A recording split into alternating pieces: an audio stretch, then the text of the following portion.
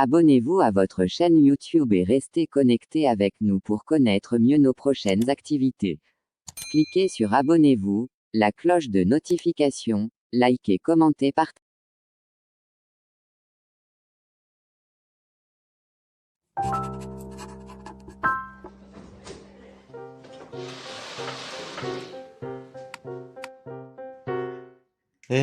Quoi?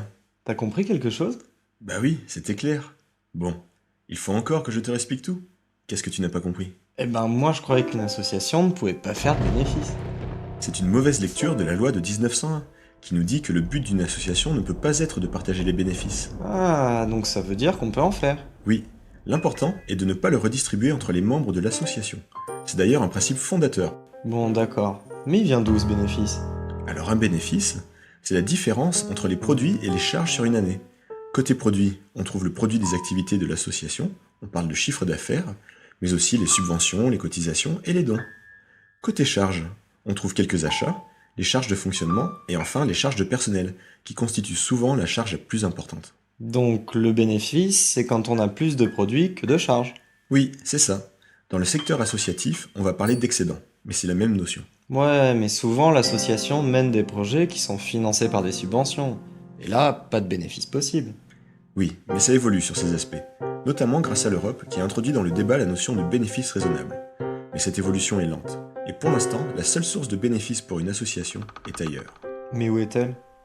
Parfois, l'association met en place des activités dont le seul but est de générer de l'argent. On parle d'activités brioches, comme par exemple des manifestations de bienfaisance ou la vente de produits ou de services. Ouais, et après on paye des impôts, c'est pas très malin.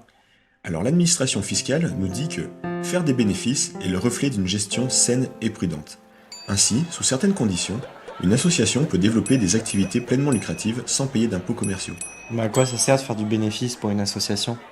Tout d'abord, le bénéfice représente un trésor de guerre, une sorte de marge de sécurité financière. Ah, je comprends. En cas de mauvais temps, par exemple une subvention qui tarde à être versée, ou même qui est supprimée, on pioche dans la réserve. C'est du bon sens paysan en fait. Mais pour l'association, c'est aussi une source d'indépendance. D'indépendance par rapport à qui? Lorsque l'association présente un projet à un partenaire public, celui-ci exige souvent une part de financement de la part de l'association, en complément de la subvention. D'où il vient cet argent? Eh bien justement, du trésor de guerre. Une association, c'est aussi et surtout un laboratoire où on teste, on innove et on y invente parfois le monde de demain. Et un projet, même très innovant, ne peut pas toujours être financé par des fonds publics. Alors, pour financer le projet, on pioche dans les réserves. Mais parfois, l'association n'en a plus, mais elle sait que son projet pourra à terme dégager des ressources. Si elle est sûre de faire plus tard des bénéfices, elle peut peut-être demander une avance. Oui, tout à fait. Elle a deux solutions souvent complémentaires. Elle peut demander à sa banque un emprunt, c'est une somme d'argent qu'elle remboursera avec des intérêts, mais elle peut aussi s'adresser à une structure spécialisée qui lui apportera le montant des ressources nécessaires au développement de son activité et reprendra cette somme souvent sans intérêt dès que le projet dégagera des bénéfices. On appelle cela un apport en fonds propres. Finalement, que ce soit l'un ou l'autre, c'est une avance sur bénéfice. T'as tout compris. Donc, si je résume, le bénéfice pour une association, c'est une marge de sécurité financière, une source d'indépendance et d'innovation, et une capacité à développer de nouveaux projets. Tu vois, quand tu veux. Ils reviennent, vite.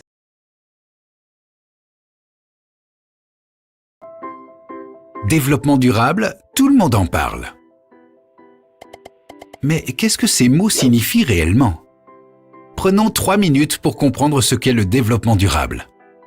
L'idée d'un développement durable apparaît à la fin des années 80 comme une réponse possible aux crises sociales et environnementales auxquelles l'humanité fait face.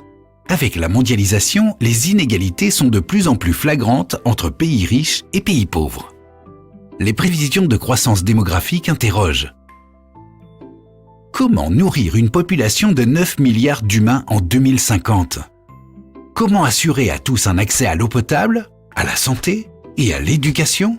Comment protéger la biodiversité et lutter concrètement contre le changement climatique?